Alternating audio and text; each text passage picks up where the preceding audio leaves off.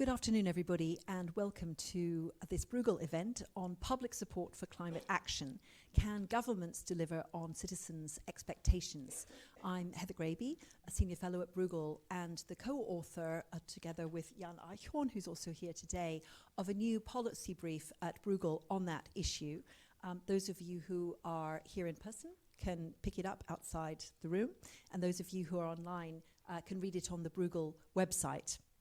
So we're going to have a presentation of the research results from a large-scale survey of 8,000 Europeans, nearly, across 5 European countries, which Jan Eichhorn is going to present.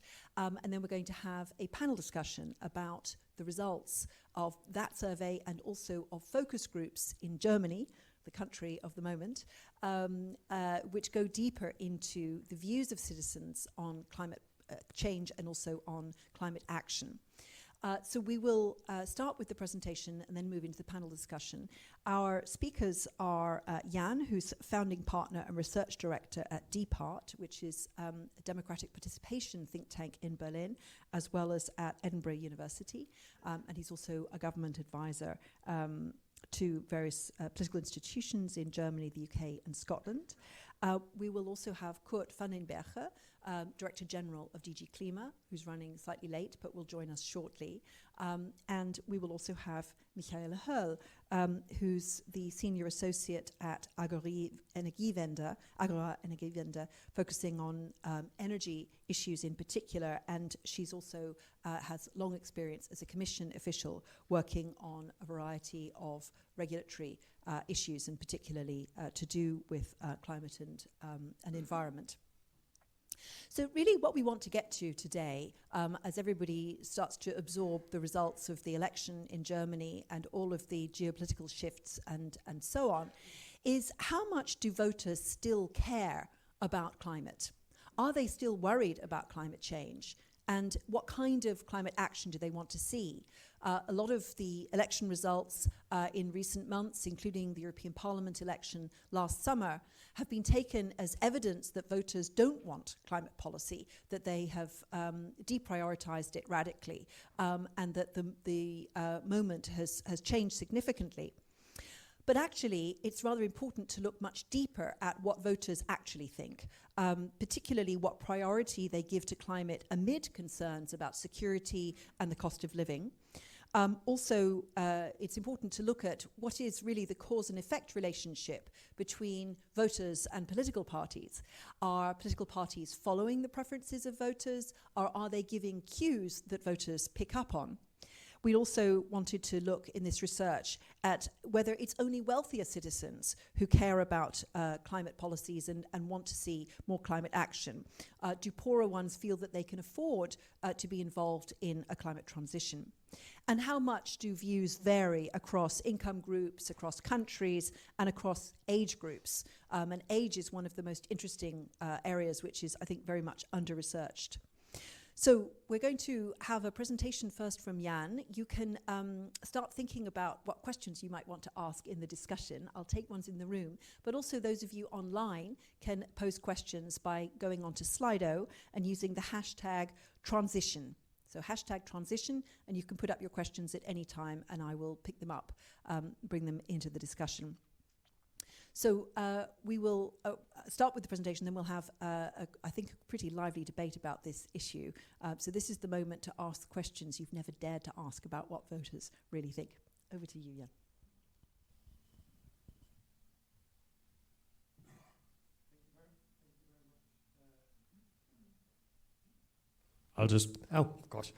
Thank you very much, Heather, and thanks to Bruegel for organizing this event and for inviting me to co-author this policy brief based on some data that we've collected last year in the context of the European Parliament elections.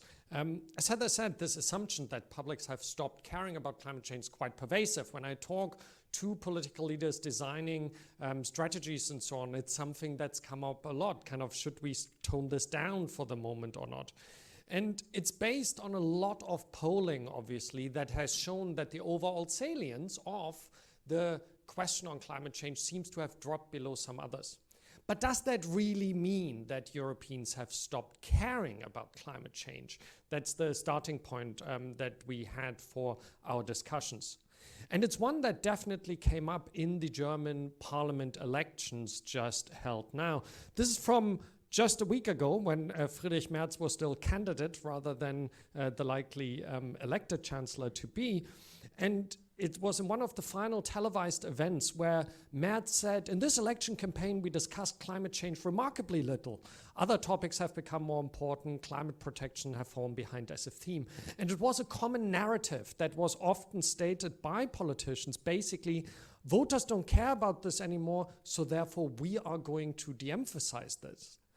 But that's a bit problematic, of course, because, well, to some extent it made it sound a little bit like politicians, like the leader of the then opposition in Germany, don't shape public debate themselves. So the challenge, of course, is that this assumption, basically, that political leaders should be toning this down is kind of based on two ideas. One, that emphasizing other issues automatically means that climate change isn't important anymore, which is something we should study rather than assume.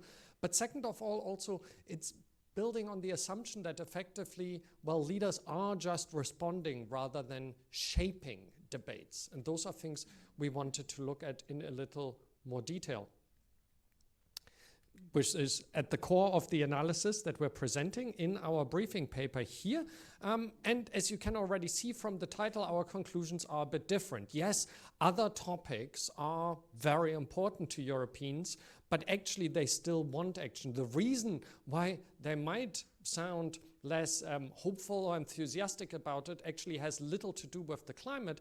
It has to do with their trust in governments to deliver big transitions and economic change. So in a sense, let's contrast two sets of ideas here. On the one hand, yes, we saw a decline of support for green parties in several countries, including Germany and in the European Parliament elections. We've seen several center-right parties across Europe actively promoting a more anti-green rhetoric in some parts, and several center-left parties de-emphasizing climate policies. Not all of them, but quite a few. But again, it would be premature to assume that that is basically showing us that this topic has become less important. One of the most important things, first of all, voter results are not the same as policy preferences. People vote for parties for many, many, many different reasons, or don't vote for them for many reasons, including candidates, of course. Second, it is absolutely plausible that other issues have become more salient, like economic questions, international security, without that meaning that climate change is unimportant to voters. The relative salience doesn't mean that another issue has become unimportant, of course. And as already indicated, voters actually might be taking their cues from politicians rather than politicians just responding to a kind of independent public opinion as if that exists. So let's dig into those sorts of ideas a bit closer to see what's happened.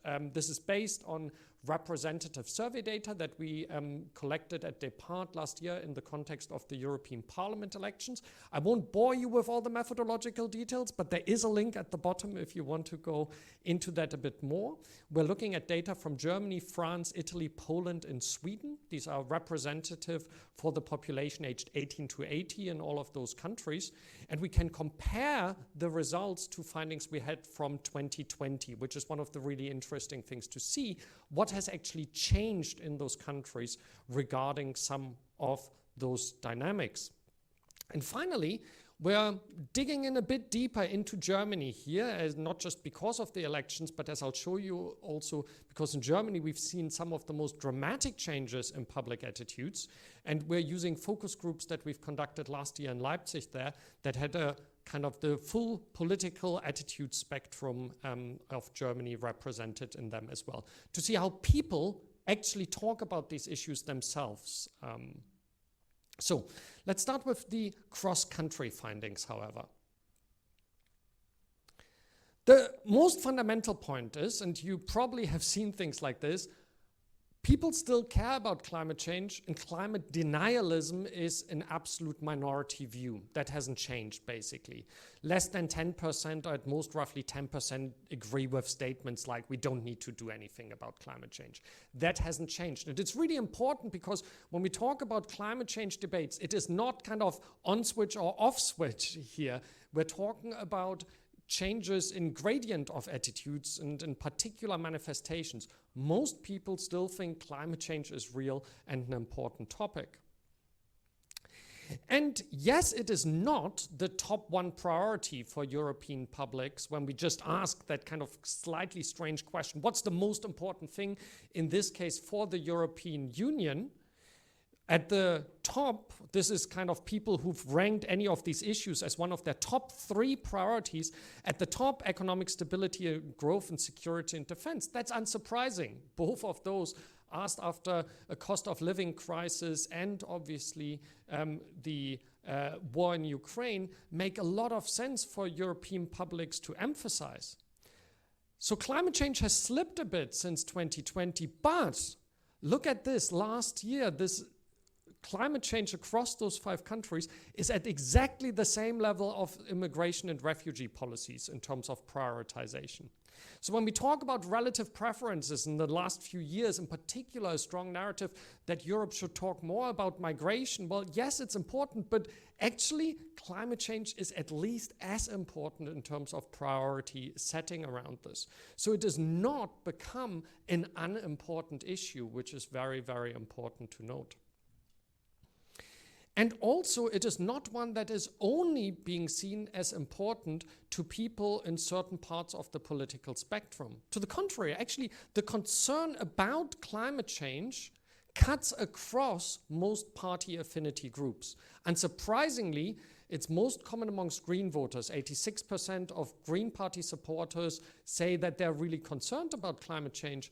But for most of the other, let's call them traditional centrist kind of parties here and so on, including though also the left, well, it's about 2/3 of the public that say this. The only group where interest and concern about climate change drops significantly is amongst supporters of the far right. But we have seen some concerning changes since 2020, and that is not again about saying we don't need to engage with this, but what the scope of engagement should be. I'll highlight Germany here in particular because we can see the change most dramatically. When we ask people basically what should be the overall response to climate change, in 2020, 2-1 Germans basically said, 2/3 of Germans said, we should do everything to stop climate change. That has shifted into nearly a parity between this kind of more transformative approach to a kind of we need to adapt and just learn how to live with this. So still action is needed, but a very different one, much more focused on adaptation. And we'll talk in a moment why that is. In our focus groups, we were able to study what people actually mean when they talk about these things. So we basically see some kind of softer skepticism about the scope of change. Potentially even more concerning is that we've also seen an increase in soft skepticism about the attribution to the causes of climate change. Now, still, there's only a minority in all of these countries that thinks climate change has very little to do with human activity. Most Europeans know climate change is caused by human activity. It's only the yellow kind of bars at the top that are people who say it's mostly natural processes. But look at the orange bars in the middle. Everywhere except in France, the percentage of people who actually agree with statements like, well, climate change is roughly equally caused by natural and human processes has actually increased.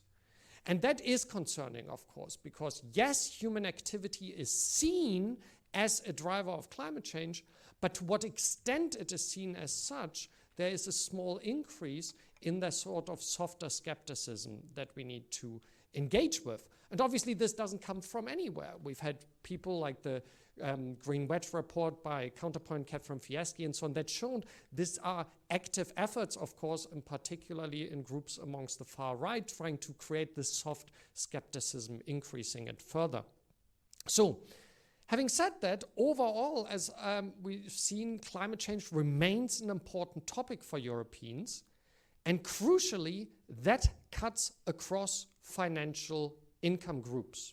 So what you see here is in 2024, for each of the 5 countries, basically by own household personal financial situation getting worse as we go from blue on the left to gray on the right, basically how much people say climate change is a top 3 issue for EU politics, and you see hardly any differences by income groups here. A little bit of a drop in some countries like France, but it really isn't the dominant story. Climate change concern is not driven by people's household financial situation per se. Where we see a much bigger difference, and that is something we'll look at in the deep dive into Germany next, is actually people's conceptions about the ability of the state to do things, and in particular, their disaffection with politics.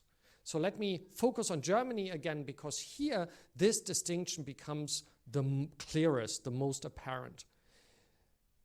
You see here the percentage of people without any form of basically climate skepticism. So people who know that climate change is clearly driven predominantly by human activity and who think that we should engage in stopping it. And that is much higher amongst those who do not feel politically disaffected compared to those who feel politically disaffected. It's nearly twice as much that people don't show climate skepticisms if they're politically not disaffected compared to those who say it's pointless for me to participate in politics, nothing ever changes anyways. So there's actually a link between those things that is much stronger in terms of your attitudes of what politics does than your own personal financial situation. But let me dig into this a bit more deeply with the case of Germany to understand what's going on here, and something that is worth discussing in a lot more detail. Now, we've just had the election, so let's look at actually how climate change concerns is separated by political party support. Again, on the left-hand side of the spectrum, you see that actually concern about climate change is high amongst supporters of most parties in Germany. Even amongst Friedrich Merz's Christian Democrats, 2/3 of people say that similar levels to Social Democrats, higher at the Greens. But it drops for the Bündnis Sarah Wagenknecht on the right-hand side, the Free Democrats, and drops massively towards the FDP. Now let me show you concern about climate change, but this time, let me show you the party breakdown again, but this time political disaffection by this party breakdown. It runs basically in the opposite direction. Green Party supporters are the least likely to say that politics is something far away from them, something that doesn't work for them, something they can't participate in, and are most likely to share the strong concern about climate change, whereas at the other end of the spectrum we have the Bündnis Sarah Wagenknecht, the Free Democrats, and the AfD. So political disaffection and the views about the concerns about climate change are not just linked at the individual level, but are mirrored through party political preferences as well. But as I said, this isn't simply a reflection of people's own socioeconomic position, but the socioeconomic position matters in a different way. What we see here is on the left-hand side, people who think that their financial situation will get better. On the right-hand side, people who think their financial situation will get worse in Germany. And what you see is that actually in orange, the amount of concern is greater amongst those who expect their financial situation to worsen. And that is because in the focus groups we saw, those are people who are as concerned about climate change, but additionally are concerned that if government policy action is going worse, it's going to hit them really hard. They really care about the management of it in addition to this, and that is why they're slightly more hesitant to say we should do everything we can to stop climate change. So let me come to the very final bit here that gives a bit more insight into this from the qualitative evidence, the focus groups. Just a few little snippets of it to explain a little bit more why it's not just about switch on climate support or not, but why these concerns are actually, for many Germans much more about an overall lack of trust in the state to lead and manage broader economic transitions and the transformation needed for climate change. At the top here, I won't read out all the quotes in detail, but on the top we have Peter, 58-year-old, kind of lower socioeconomic status Linke voter, who is just dismayed. He cares about climate change a lot, is worried about the impact this will have on people's lives in terms of house prices and so on, and simply thinks that all the parties have failed at managing this. He wants, however, for those parties to manage this. Now, on the other hand, look at the young guy here, high socioeconomic status voter, university educated, 23 years old, who basically looks at it from a totally different perspective. This was a person really optimistic about his own future, but at the same time really pessimistic about Germany's ability to lead, for example, on green energy transitions and so on, because he says, well, basically all the innovation is happening elsewhere. Our state is not able to support companies in doing these sorts of things. So this isn't a question of should the state do things or not, but it's a question of how is it done in a way that enables these changes. But in the meantime, especially amongst lower socioeconomic voters, there's this wider sense of despair and this loss of efficacy, this feeling that politics is not working for them. Katja, quite precarious worker here, voting for the Social Democrats, talking about basically that she can't do anything. There's nothing that can be done to properly create change. Basically a lack of belief in a transformative agenda. But at the same time, one of our participants in the focus group who kept talking that she wishes the state was doing it, but absolutely no belief that it's possible. And finally, this translates, this inability of the state to manage these transitions into a real worry about the material impact. So it's not about current socioeconomic situation, but here Arne, 34, in the civil service with a wife, 2 children, votes for the Alternative für Deutschland, partially because he is fundamentally afraid about the future impact of policies on his financial situation, although he doesn't have to worry right now about it. So what all of this brings together when we look at those insights is, in summary, that we see not that people stop caring about the climate crisis. Other topics might be at the top of the salience list, but that isn't to be equated with people having lost interest in climate.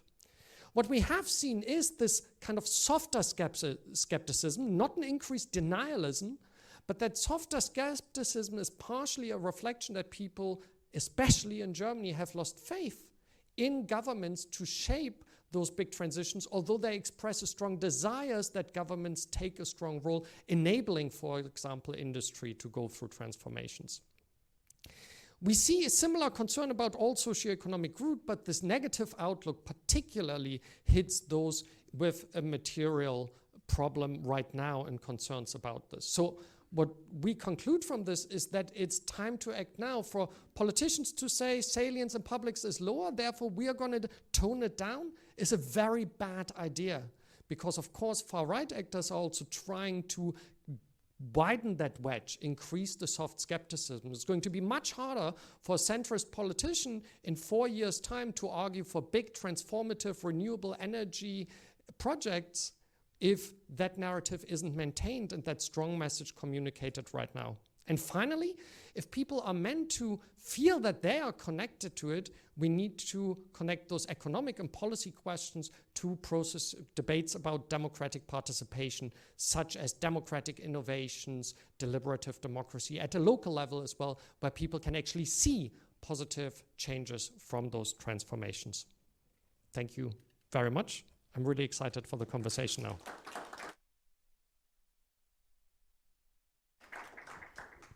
Thank you very much, Jan. So there we have a survey that was bookended, first 2020 and then 2024, some really major changes in Europe where cost of living went up and also, of course, big security crisis, which has only intensified in recent weeks. And yet people still really care about climate change and they want climate action. So I'd like to come to you, Kurt, as the Director General of Klima. Welcome to this event. The question is really, now that we're entering the period when the European Green Deal needs to be implemented by national governments, this is when households really start to feel it and to notice it. Businesses are perhaps more aware, but households will become much more aware over the next 5 years. So how to show citizens that the EU is staying the course and that the material impact on household finances and on their daily lives and so on will be manageable. It's not easy because the Commission is not in charge of that. And you've got 27 rather different member states who have to be committed to implementing in a consistent way. What would be your view on how to make this work? It is indeed a challenge, and the challenge is becoming more difficult by the day. We should not kid ourselves about this. That's why this work that you're doing, this study, is so valuable, because it helps us to understand also what is being taught about this, what is being discussed, what is being felt about this. I think we are today in a very different situation from 2019, when we were surfing on a wave of popular demand and support, even among all political groups, except the extreme right. But then we were alone in the world with this climate ambition. We're now in 2025, because remember, in 2019, the US had withdrawn from the Paris Agreement. China was not on our radar as a green superpower. Today we see the reverse. The rest of the world is moving very quickly, and if you look at China, the figures are staggering in terms of enabling the transition. The withdrawal from climate policies of Mr. Trump will slow it a bit down, but not change the course. But at the same moment, we see that there is increasing doubts, questions among the public about the costs and feasibility of this transition. And I think we need to take that much more seriously and address these concerns, because they are real. So we have to acknowledge them, and I'll come back to this in a second. But a lot of these concerns also come from political polarization. So there's an exploitation of this kind of concern about the cost and feasibility. And there is, of course, a lot of misinformation going on as well. Recently, we had the experience in Germany of more than 100 cars being sabotaged to discredit the Green Party. After investigation, it turns out that this was done by operators paid by Russian stakeholders. So a manifest intention to decredibilize the whole green transition.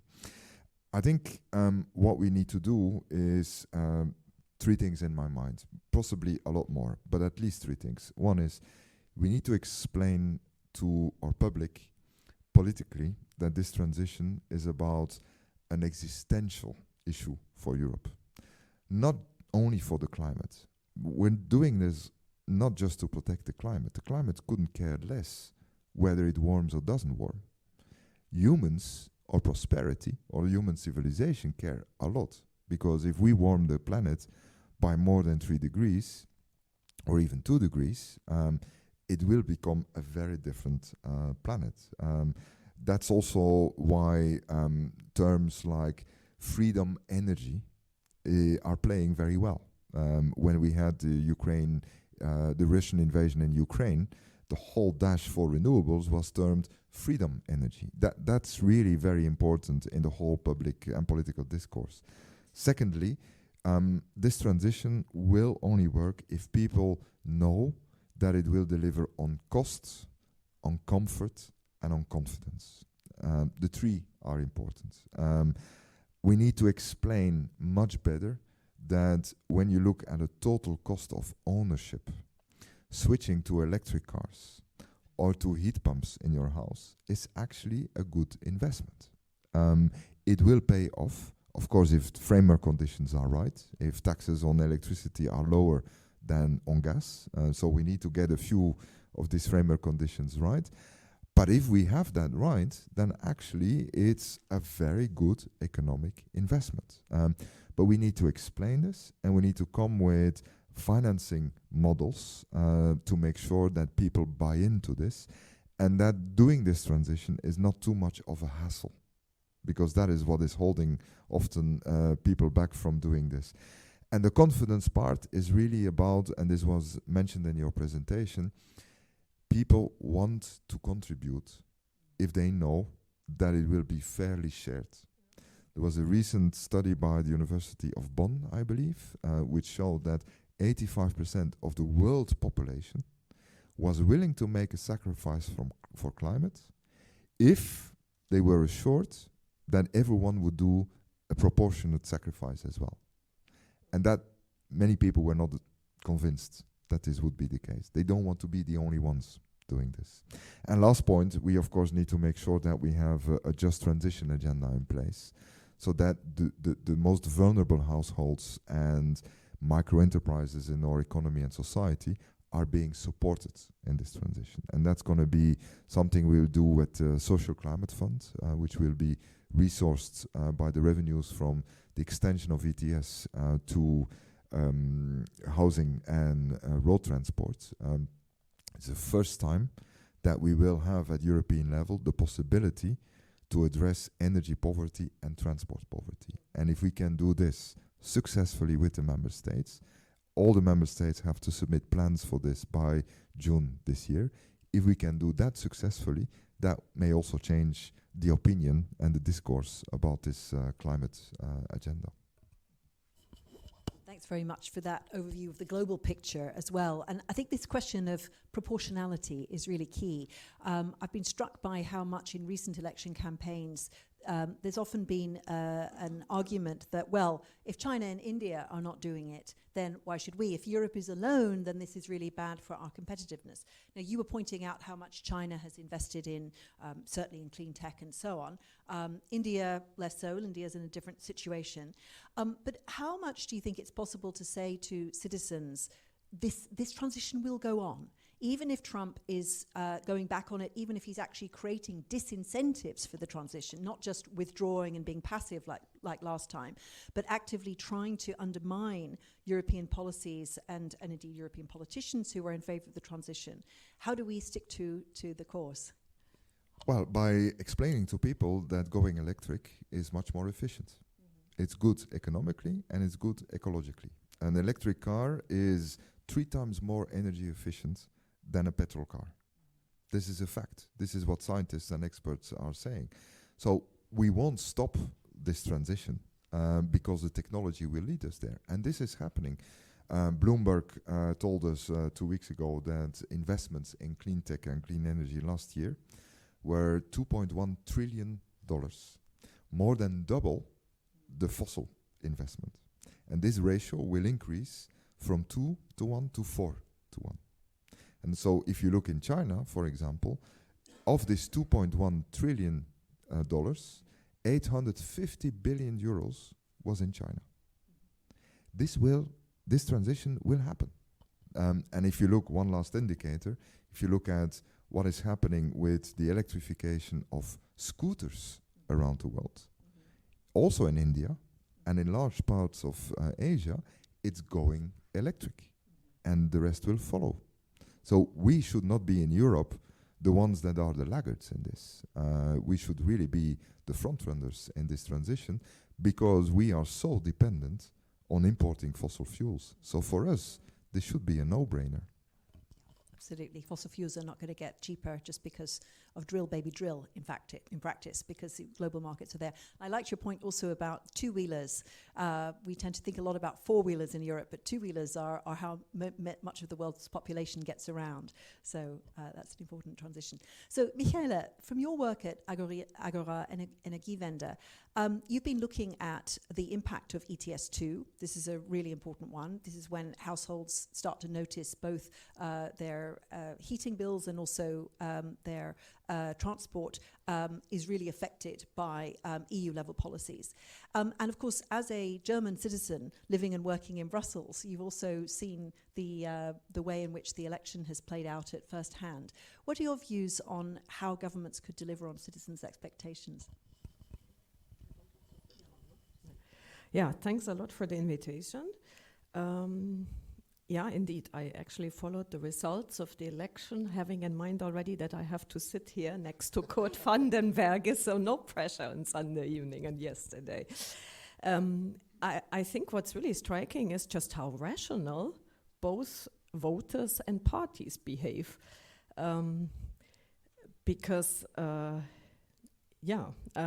if you think about your vote, you look, okay, what's immediate for me? That's what I do. And then as a party, okay, what's the most important concern at the moment? For people, that's what I put in my shelf. And that's, for example, why the Green Party in Germany did not really put climate on the agenda, as we just concluded should be the case. And frankly, I can understand it. And I can also understand a voter that is, which came out super clearly, and I think you should even highlight more that this, this fatalism and frustration about what politicians do for me, it goes much beyond climate. I wouldn't even restrict it so much on climate. I think that's universally applicable. And yeah, I mean, okay, I'm really now saying this bluntly, but as a German, you can wonder, where did all the money go over the past 20 years when we didn't invest in our infrastructure, when the US paid for our defense, and we had the Russian gas as the first taker when it came in from the east. I wonder too that then at the same time the pay divide went increased. That's what we've seen over the past 20 years, and nobody has addressed this. So I would be careful. I'm not careful, but I would make this. This is a universally applicable finding, and I can totally understand that. And people voted totally rationally. Amongst the young people in Germany who were behind the 2019, and frankly, I remember in 2019, I was in the commission, and it was these young people that actually woke me up. I was writing briefings every day. Well, we need to go to 90% in 2040, but I wasn't aware what this actually meant. It was it was a wake-up call that I realized this is a transformational change. We have never seen a curve like this. Maybe when the iPhone came for the Nokia, but this is really transformational, and it took me also this to wake up. Now young voters, if it were to them, basically you have a majority for Die Linke and BSW. But they voted rational, and then I said parties also behaved rational, and we had Friedrich Merz already, but I have to say sometimes I admire politicians, because when you hear Friedrich Merz 2 days before the elections say the next economic minister will have a better understanding of business than just act as a representative for heat pumps, I find it difficult. You see what I mean? Yeah. Okay, so that's the national debate. You talked about the polarization and how difficult it is to come then with your message of comfort, cost. Well, in Germany, not cost, because our studies showed we need 400 euro CO2 price to make a heat pump competitive. That was numbers from 2023. However, I think in the EU, we are further away from this polarization still a little bit. It's not to that level that you get this kind of comments.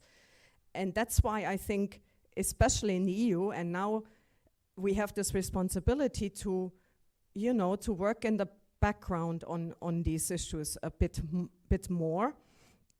And you mentioned already ETS2. That's really one of our concerns in Agora, because somehow ETS2 seems to have no supporters. and the implications of this in 2027 is not understood neither on the progressive side nor on the conservative side, really. So I'm glad to hear that Bruegel also intends to work on that, because at the moment it's a bit of a denial, and the only discussion is basically, do we postpone or not? But if you're stuck in that discussion, you don't really get to the nitty-gritty. We had a look at the ETS, and even in a system like Germany that already has implemented something similar, so we don't even start from scratch. Many countries have to start from scratch because they have nothing similar. And we made the point, if you don't act now, the price could jump really high, and you have to smoothen this jump for the public acceptance. And that's a country that has a system in place already. I don't know, where are we at the moment? 55 euros in Germany for the carbon price. You know, it's not nothing, right? And basically you have half of the implementation job is already done. So we have proposed, we have put forward this idea also that member states should look into front loading of the ETS allowances, which I think is really an idea that can gather a majority. If you do that, you could raise as much as 38 billion by 2027. But we also looked into the details on ETS too, so there's a lot more work to be done because, for example, we found the social climate fund is very narrow. So it will not do the whole job. Not only that it doesn't have enough money, but the conditionalities around it seem that you will not be able to accompany in a country like Germany the full transition, basically. And what's super important, and here I make the loop again before where I started with Germany, there's also a lack of awareness in the 5 key countries that basically determine the ETS2 price formation. That's Poland, Germany, France, Spain, and Italy. Thank you. And policy-wise, it's a lot the road sector, transport sector. So basically, if you merge this, it's Germany and the road. And there you have the country that goes very strongly, and I guess that will not stop with e-fuels and technology neutrality. And that brings me to my second point on narrative and responsibility at EU level. I can be blunt here. I'm not in the commission, so I use it. But frankly, I'm a bit surprised even that for 5 years I was told by Timmermans, with every piece of legislation under the Green Deal, we saved the world. I'm a bit exaggerating now. And now what I hear a lot is, ooh, we overdid and we've done it wrong. And I'm not sure that the green is our new growth strategy. That was so fundamental 5 years ago. And I somehow get the impression Ursula von der Leyen is truly believing that. But if we are now so completely defensive, is this going to help? And I have and with that I conclude, I'm sorry. But I have especially a really aversion against the term technology neutrality.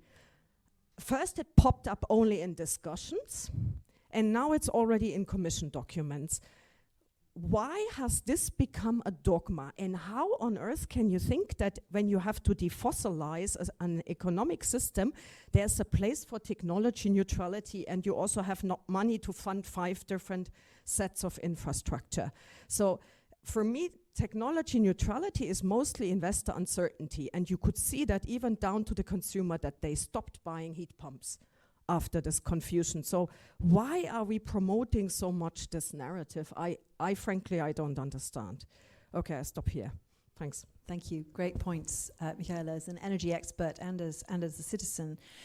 So we've had some very interesting questions on Slido. So those in the room need to think about what questions you would like to ask. One of the points made on Slido, this isn't so much a question as a comment, saying part of the problem is to focus on climate change. The narrative should be shifted to planet protection.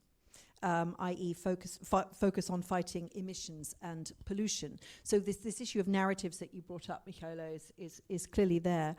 But then there are a couple of questions that relate to what Michaela just said. One is, what can be done to prevent the simplification agenda of the Commission from being interpreted as a rolling back of climate policy, and therefore feeding the soft skepticism that Jan was talking about, where he was pointing out that when there's a shortage of political leadership, and when leaders are flip-flopping about climate action, that increases skepticism about whether the transition will be able to deliver. And there's also a question about ETS2. If it were delayed, how would the Commission address concerns about proportionality and the fair share of the costs of climate policy? Because, of course, ETS2 is supposed to be also funding the Social Climate Fund, as Kurt pointed out. So I will come back to those, but I'd like to just first of all take a question in the room. There's microphone is coming to you now.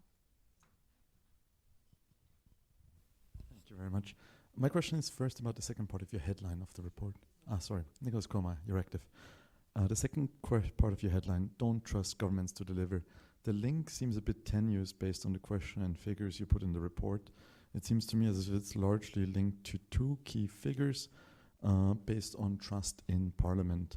Can you perhaps elaborate? I mean, there's just an ominous reference to a focus group conducted to support that statement. And secondarily, Mr. Vandenberg, the defensiveness of the Green Deal, I mean, the guy that came up with the term liberal and freedom energies, he just crashed out of Parliament. So that era seems to be over, much more so than being rung in. So perhaps you can talk a bit about how that sort of political spirit that was started in the 2013s, renewables as an anti-fossil fuel import strategy, seems to be in retreat. Jan first. No, obviously there are a lot more questions that we use to look at this, and it's not one ominous focus group, but a set of focus groups conducted. So specifically for this project, 4 focus groups that were conducted in Leipzig around this topic, but also this is also informed by 12 further small focus groups that were conducted more broadly on the topic of economic transformation. And what we've seen in all those focus groups, and that has driven actually these ideas that we're now illustrating through some of the findings from the survey as well, although we have other questions about government distrust and so on in there that show very, very similar results. But what we genuinely see across those groups was a huge number of people that, one, are very, very pessimistic about basically the state of the German economy, the climate transformation, and their own personal futures. And when we've asked them to discuss basically how this can be done, what can be improved, they're genuinely, if you do this kind of in a bottom-up, these one kind of message testing focus group, we genuinely wanted to study the construction. How do people engage with this? We asked them, okay, what could be improved? What could be done? What was striking was the lack of any imagination that it could be done better by their own governments. It was absolutely striking how much, and we've seen a shift. We've done focus groups like this for the last few years. And it was striking to see how little people had any confidence or belief that a positive change could be run. But at the same time, they kept talking about that it needs to be done. Not against, by the way, also private companies and so on, but very much in conjunction in that terms of enabling, but also taking the voters along.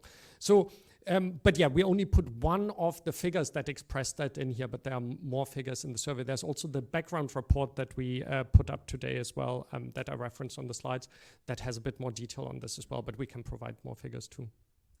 Kurt, would you like to take up the second part of the question? Yeah, many good questions.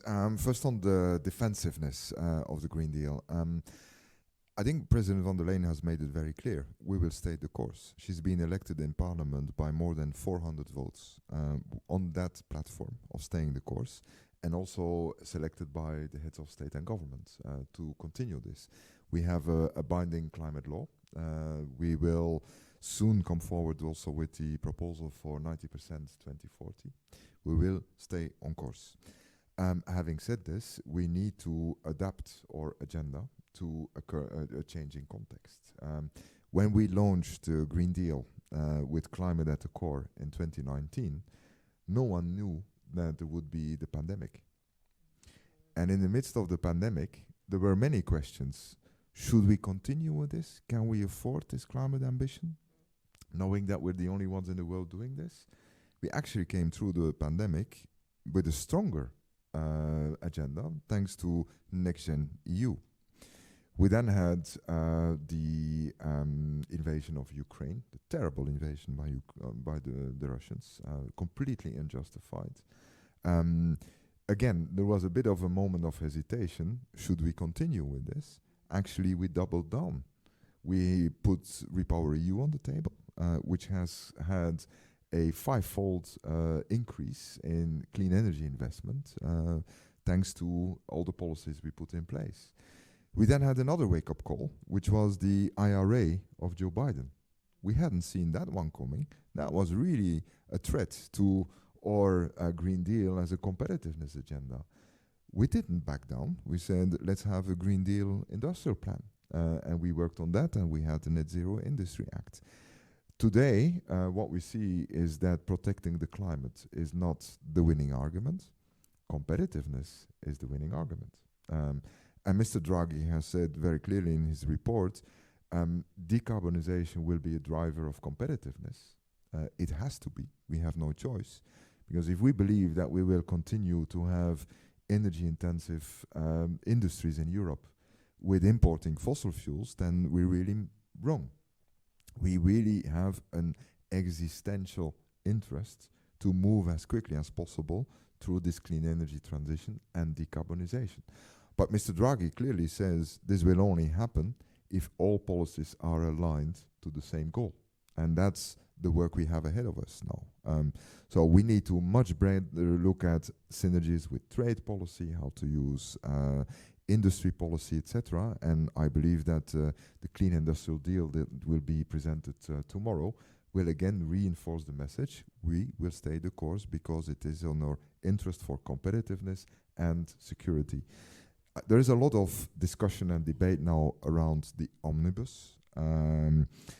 I think there, honestly, if we can make it easier for economic operators to deliver on the goals of investing, with reducing reporting burdens and making it less prescriptive than necessary, why should we not do that?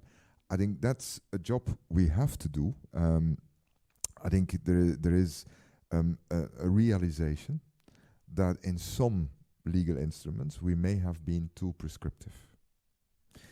What is very important is that we keep the direction.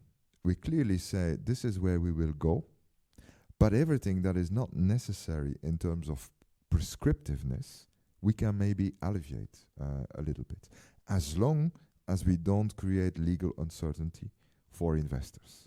That is really where the thing stops. We cannot afford to create legal uncertainty. So I'm pretty certain actually that we will stay the course, being very clear on the direction, maybe less prescriptive on how to get there. The US, just last point, 2 last points if I may. You could say that under Biden, the US was subsidizing its way to climate neutrality, and we in Europe are regulating our way to climate neutrality.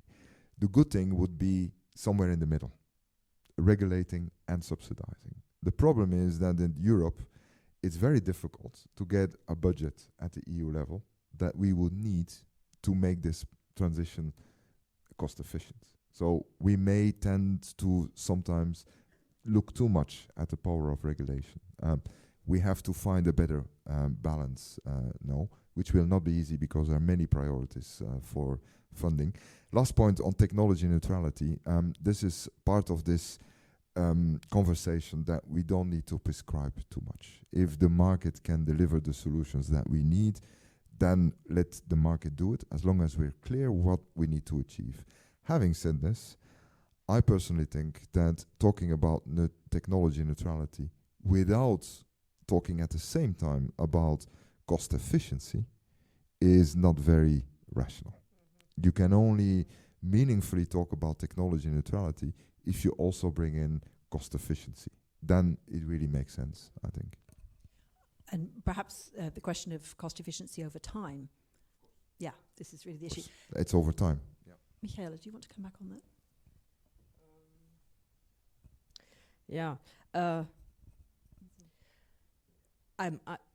I totally agree that there's probably, because basically the last 5 years of Green Deal, it was madness what this machine has turned out. It's basically probably legislation for which you would have needed 15 years with the stuff you have in the Commission, etc., to digest that. And it makes sense to have a look at, you know, where were we not consistent, where did we, that makes a lot of sense, and I'm glad I hear that from you, but in the way this better regulation agenda was set up, I'm not as comforted.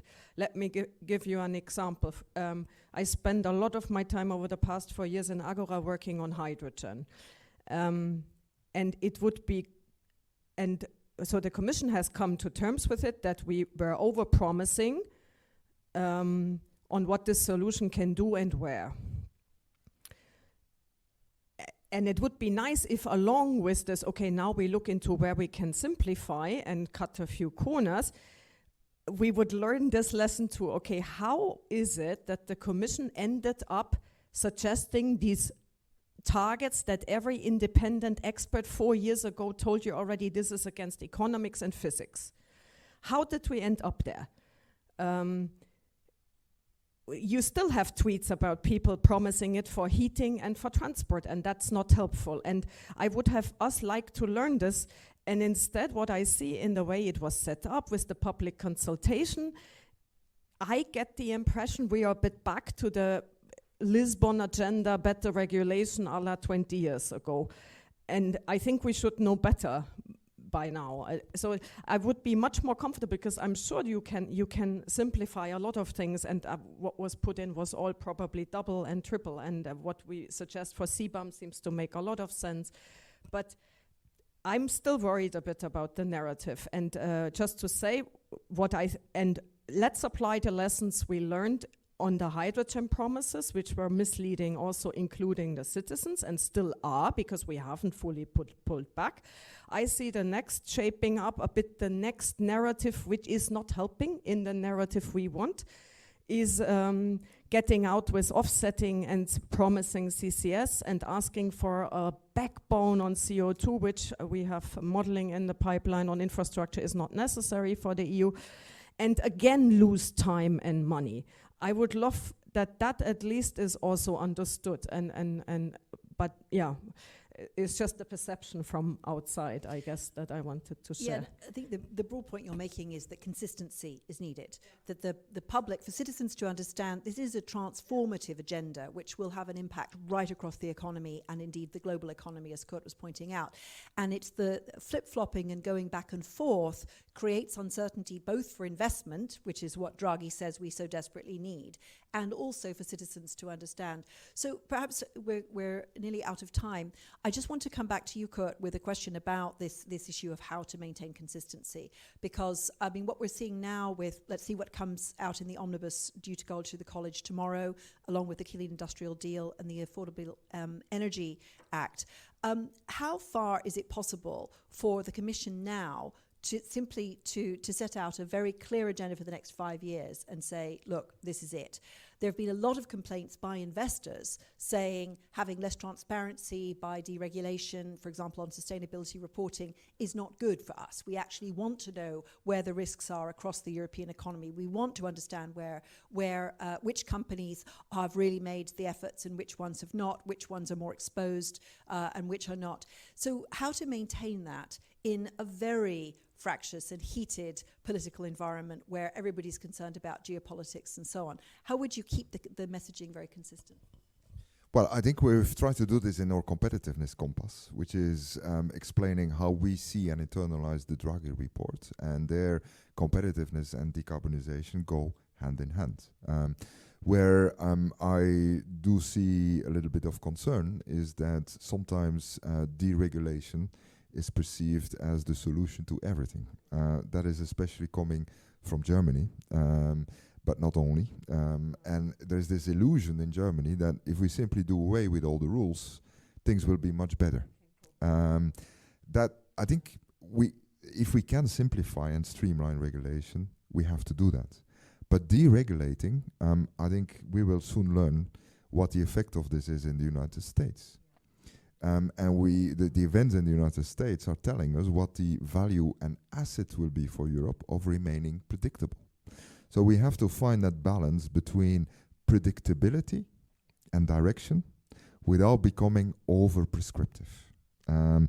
And I think what we really try to do is to favor market-based mechanisms as much as possible. That's why carbon pricing, the ETS, is the workhorse of our climate policy, including in the extended sectors of building and road transport.